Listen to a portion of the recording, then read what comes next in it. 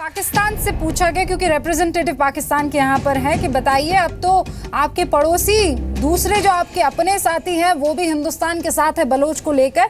बौखलाहट इसे सज्जनहार साहब कह रहे हैं।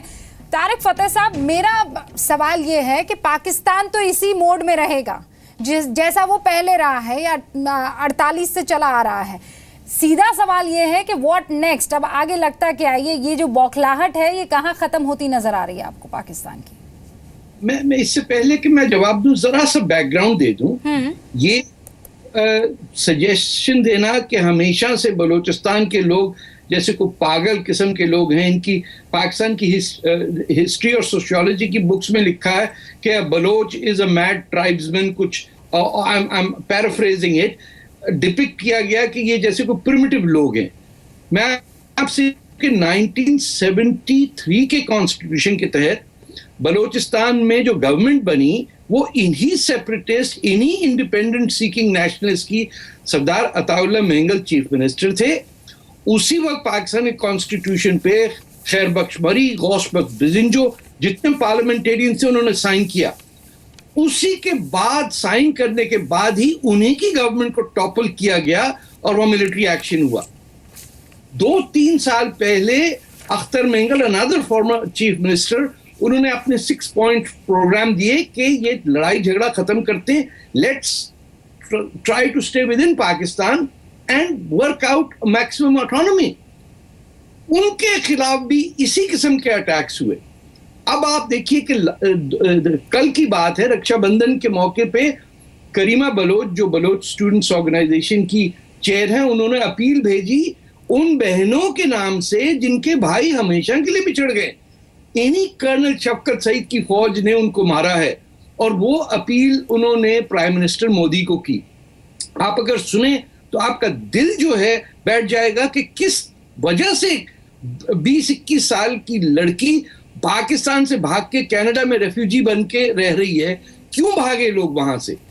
तो अब तो सिर्फ एक ही रास्ता आगे कि हिंदुस्तान बलूचिस्तान का इशू लेके यूनाइटेड नेशन पे पहुंचे और जिनीवा में यूएनएचसीआर पे ऑफिशियली रेज करे और पाकिस्तान को as a terrorist state declare करने के लिए तैयार रहे, क्योंकि जब तक पाकिस्तान की फौज पाकिस्तान को चलाएगी, हिंदुस्तान, अफगानिस्तान, बांग्लादेश में अमन नहीं हो सकता। ढाका 1000 मील दूर है, लेकिन अब तक पाकिस्तानी काउंसलेट एम्बेसी से या हाई कमीशन से 2-3 सीनियर ऑफिसर पकड़े गए जो बांग्लादेश को वो अंडरमाइन कर रहे हैं, उनकी गवर्नमेंट को। तो जब तक पाकिस्तान है, हिंदुस्तान चैन से नहीं रह सकता। इसकी एक ही रेसिपी है कि पाकिस्तान अपने नेचुरल एग्जिस्टेंस से खत्म हो, इनके अपने बलूचिस्तान आजाद हो, पख्तूनिस्तान आजाद हो, सिंध और हिंद तो हो ही नहीं सकता सिंध के बगैर। ये तो आपके नेशनल एंथम में है सिंध, और सिंध को पकड़ के इन्होंने अरबिस्तान बना दिया। तो जब तक कि टूटेगा नहीं, चाहे उसको 1 साल लगे, 10 साल लगे, that is the ultimate future. Otherwise India will, जो आपका प्रीवियस था कि बात कर लो शायद मान ले, you are dealing with a different animal here. These people are not Muslim, they are not following Islam, they are following just profit and using Islam to enrich themselves. Weaponize जो है वो इस्तेमाल कर रहे हैं उसका वर्जन। ये अगर मैं कहूँ तो गलत नहीं होगा तारिक साहब, लेकिन बहुत बड़ी बात आप कर रहे हैं। शफकत साहब, जवाब का मौका दूं उससे पहले सज्जनहार साहब, this is what is the recipe.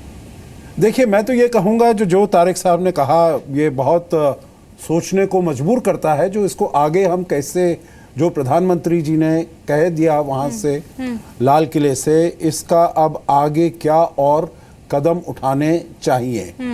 तो जो तारिक साहब ने कहा है इसके ऊपर ज़रूर सोचना, विचार करना पड़ेगा।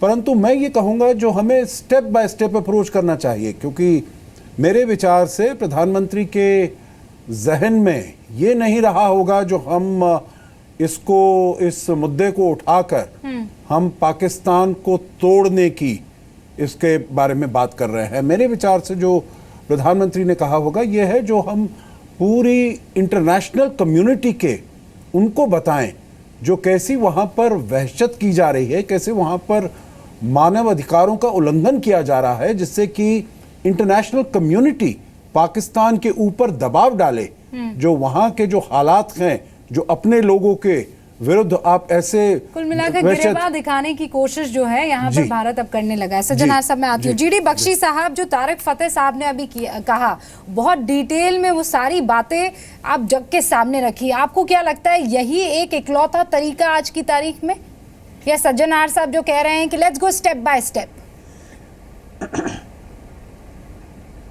देखिए, ऐसा है कि पिछले 30 वर्षों से पाकिस्तान लगातार हमारे पे एसिमेट्रिक युद्ध छेड़ा हुआ है, पहले पंजाब में, फिर जम्मू कश्मीर में, और अब तो सारे शहरों में हिंदुस्तान के उन्होंने खुल सिम कर दिया है। और कोई 80,000 1980 से लेकर 80,000 भारतीय नागरिक सिक्योरिटी कर्मी शहीद हो चुके हैं इस एसिमेट्रिक वॉर में। अब समय आ गया है कि हम अपनी रक्षात्मक, प्रतिक्रियात्मक, डिफेंसिव, रिएक्टिव पॉलिसी जो है, जो कि कन्फाइंड है टू कॉन्सिक्वेंस मैनेजमेंट अपने इलाके के अंदर, और जो कि कन्फाइंड है to fire fighting in our own area, इसको बदली किया जाए। और प्रधानमंत्री मोदी जी ने ठीक यही किया है। He has adopted a proactive stance and I am very sure this pressure will now be maintained. Pakistan को ऑन नोटिस डाल दिया गया है कि अगर वो इस तरह की हुंकार भरेगा, वो शरेआम 4 युद्ध लड़के हार चुका है कश्मीर के लिए, अगर वो 5वां युद्ध लड़ना चाहता है तो उसको सोच समझना होगा।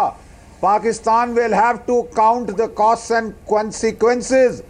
कश्मीर लेना तो दूर, कहीं आप पीओके, गिलगिट बाल्टिस्तान और बलूचिस्तान तक ना खो दें। ये हो सकता है पाकिस्तान की अपनी बेवकूफियों से, जैसे उसने बांग्लादेश खोया था, किसी और के कार्रवाई से नहीं, अपनी बेवकूफियों से।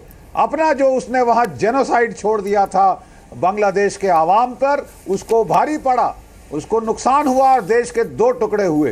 तो ये हमको टुकड़े करने की जरूरत नहीं है साहब, ये खुद कर रहे हैं। They are doing it to themselves. हमको तो सिर्फ इनको आईना दिखाने की जरूरत है। जरा भीतर अपने गर्भान में झांक लो। दुनिया भर पे इल्जाम लगाने के पहले जरा ये देख लें कि आपकी जहन में क्या हो रहा है। आप क्या तशद्दुद दे रहे हैं बलूचिस्तान के लोगों को, गिलगिट बाल्टिस्तान को, पीओके के लोगों को, और क्या वजह है शफकत साहब, क्या वजह है कि अफगानिस्तान के लोग आपसे परेशान, ईरान के लोग आपसे परेशान, बांग्लादेश के लोग आपसे दुखी, और हिंदुस्तान के साथ तो आपकी वैर है ही है।